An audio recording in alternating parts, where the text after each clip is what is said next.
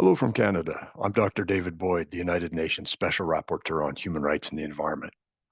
I expect all of you are aware of the fact that we are living in an unprecedented planetary environmental crisis. The climate emergency, with temperatures already above 1.5 degrees Celsius above the historical baseline, the pollution, which is causing more than 7 million premature deaths every year, the loss of biodiversity with 1 million species at risk of extinction, water with literally billions of people not having access to safe, clean drinking water and adequate sanitation, desertification happening in countries in different regions of the world. All of this is having a massive impact on people's human rights, the rights to life, to health, to food, water, and of particular interest, the right to a clean, healthy, and sustainable environment. In fact, this is one of the most promising tools that we have to tackle the planetary environmental crisis is the right to a healthy environment. There was great excitement in 2021 when it was recognized by the UN Human Rights Council, again in 2022 by the United Nations General Assembly, in a massive, overwhelming vote where 164 countries were in favor, 0 against, and just 8 abstentions by countries like Russia and China and Eritrea that are renowned for not having much respect or interest in human rights. But the right to a clean, healthy, and sustainable environment is not a new human right. In fact, it has been around for decades. It is today recognized in law, that is in constitutions, legislation, and through the ratification of regional human rights treaties, recognized in law by 161 of the UN's 193 member states. So that's over 80% of countries where this right is recognized in law. And with decades of experience, we know that the right to a healthy environment includes a bundle of procedural elements and a bundle of substantive elements. The procedural elements include access to environmental information, public participation in environmental decision-making, and access to justice with effective remedies when your right is being threatened or violated. On the substantive side, the right to a healthy environment includes the right to breathe clean air, to have access to safe and sufficient water, to have healthy and sustainably produced food, to non-toxic environments where people can live, work, learn, and play, to healthy ecosystems and biodiversity, and of critical importance, of safe, livable climate.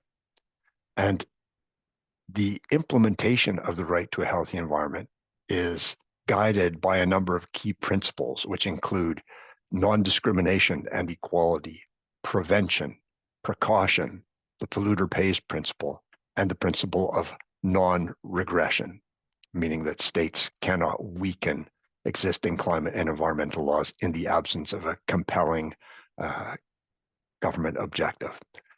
So what kind of a difference does the right to a healthy environment make?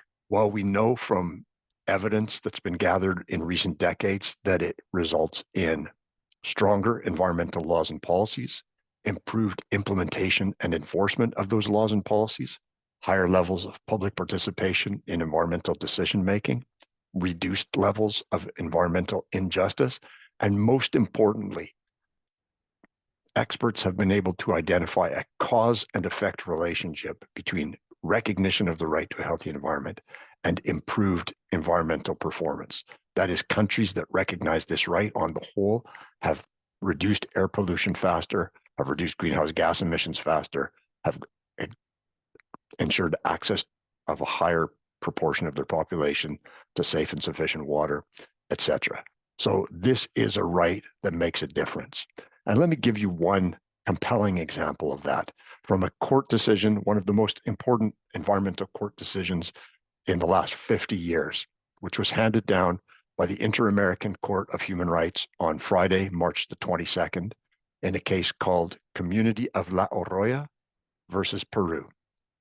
La Oroya is a small community in Peru, which has been the home of a massive lead, zinc, copper mining or mineral smelter since 1922. So for over 100 years now, this metallurgical complex has been producing enormous volumes of toxic pollution, lead, arsenic, sulfur dioxide, a real witch's brew of toxic substances, poisoning generations of people, including children, for whom lead is a developmental neurotoxicant, meaning that children with high levels of exposure to lead suffer irreversible impacts on their neurological development. In short, harming them throughout their entire lives. A group of courageous people from La Oroya filed a lawsuit in Peru in 2002. That case was decided in their favor by the Constitutional Court of Peru, but the government of Peru did not implement the Constitutional Court's orders. So those courageous victims went to the Inter-American Human Rights System. They filed their case with the Inter-American Commission on Human Rights. That case took 15 years before finally in 2021, the commission determined that their rights had been violated by the government of Peru. And at that point, the commission sent the case to the Inter-American Court of Human Rights. Now, the Inter-American Court has stronger powers than the Inter-American Commission because where the commission can only make recommendations, the court can actually order states to take action. So on Friday, March 22nd, the Inter-American Court of Human Rights issued a ruling in the case of La Oroya versus Peru, where it said that Peru had systematically failed to prevent massive toxic exposure of the people of La Oroya, failed to adequately regulate the industry, had weakened environmental standards, had not monitored emissions, had not enforced even the weak environmental laws of Peru against the companies that operated this industrial facility. So a very resounding victory for the people of La Oroya.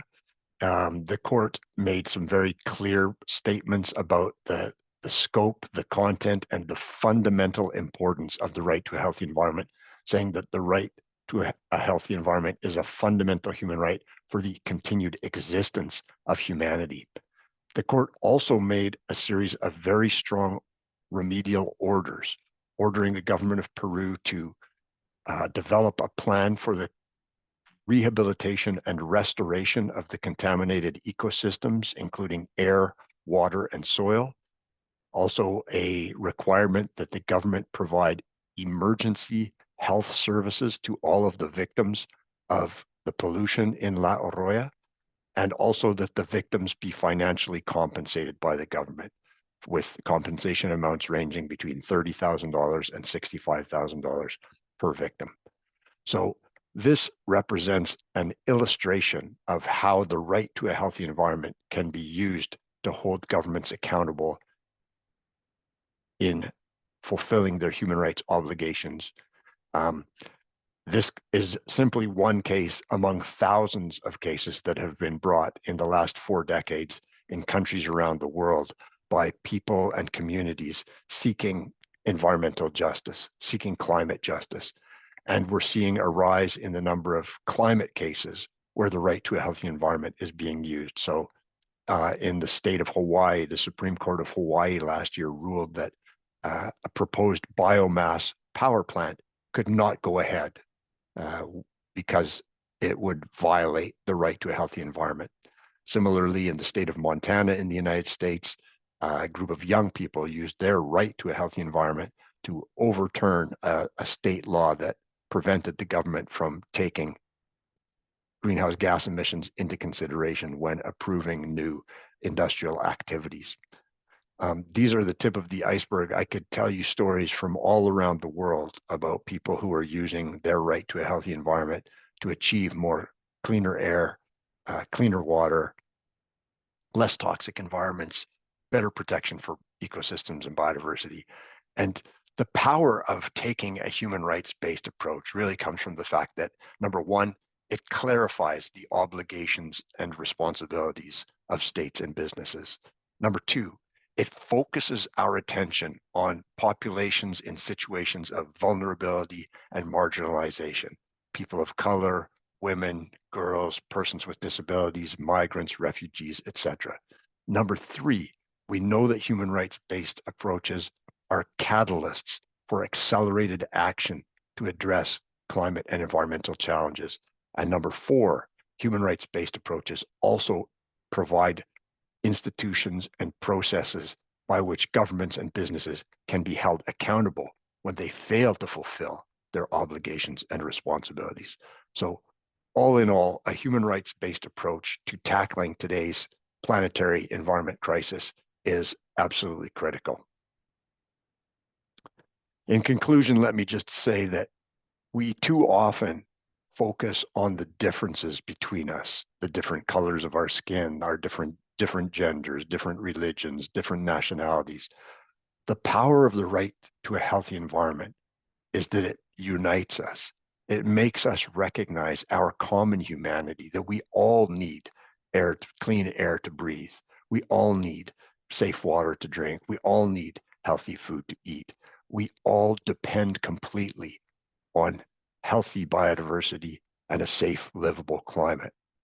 The future of humanity is at stake, and the right to a healthy environment is a powerful catalyst for the urgent and transformative changes that we need so desperately to ensure that everyone, everywhere, can live a fulfilling life in harmony with nature through the full enjoyment of their right to a healthy environment.